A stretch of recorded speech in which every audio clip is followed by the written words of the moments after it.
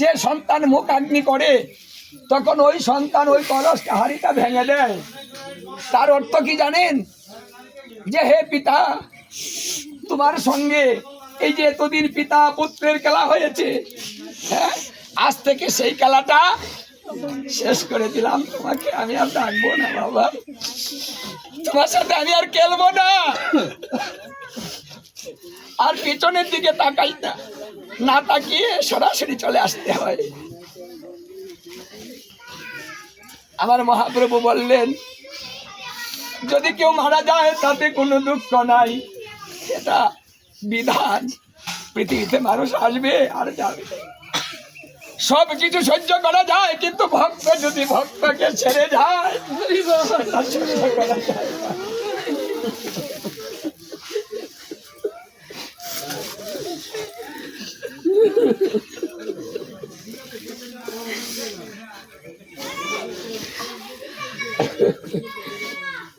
এই জন্য সমস্ত অনুষ্ঠান আমার মহাপ্রভু নিজে থেকে করেছেন, আনন্দ করেছেন। কিন্তু যখন মহন্তগণকে বিদায় দিতে হবে তখন আর মহাপ্রভু এই কাজটা করতে পারছেন না। আমি পারবো না, কিন্তু না পারলে কি কাজটা করতে হবে না? মনের অনিচ্ছায় আমরা অনেক কিছু করে থাকি। আমরা কেউ চাই না পৃথিবী থেকে চলে যেতে হয়। আমরা চাই না এই আনন্দ বাজার ভেঙে দিতে হয়। আমরা চাই না অনেক কিছুই, কিন্তু করতে হয়। তাই মহাপ্রভু বিধান করেছেন, তাকে বিধানটা মানতে হবে, পালন করতে হবে। তাই ব্যতীত হৃদয়ে আমার মহাপ্রভু করতে না পেরে দায়িত্ব দিয়েছিলেন নিত্যানন্দকে। প্রভু নিত্যানন্দ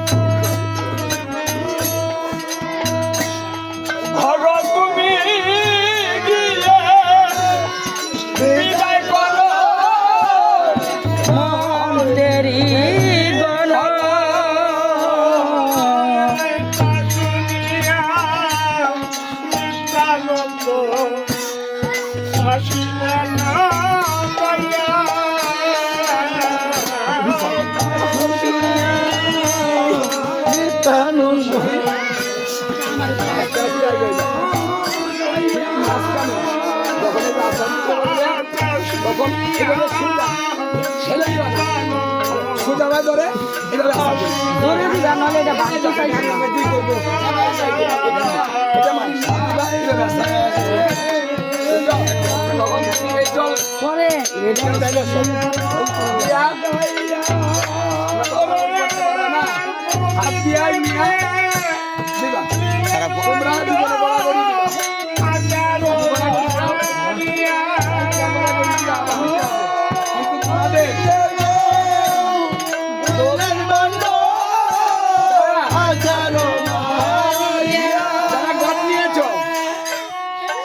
গদির বান্ধব ভাঙবে, কিন্তু গদগুলা কিন্তু ফেলে দিয়ে বাঁধবে না। এই গদগুলো আমরা যেখান থেকে গঙ্গা আহ্বান করেছি সেখানেই বিসর্জন দিয়ে দিব। তাই এই জন্য শুধু তোমরা দুজনে, তুমি জল ফেলবা আর তুমি এটা বাঁধবা, আর তোমরা যেভাবে আসো এইভাবে, আর সবাই শ্রদ্ধা ভক্তিতে এখান থেকে এইভাবে আশীর্বাদ গ্রহণ করবেন। কেউ পারাপারি ধরাধরি করবেন না। এটা বাড়াবাড়ির অনুষ্ঠান না, বাড়াবাড়ি শেষ। আচার মারিয়া ওরে প্রদীপ ভাঙল, দূরে দূরে এনে দিল আচ্ছা জোগাড় দাও জোগাড় দাও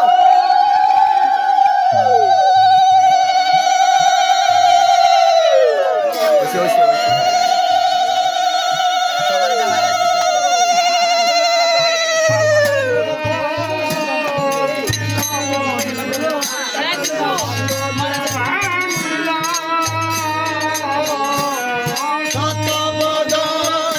সবার দেখা যাচ্ছে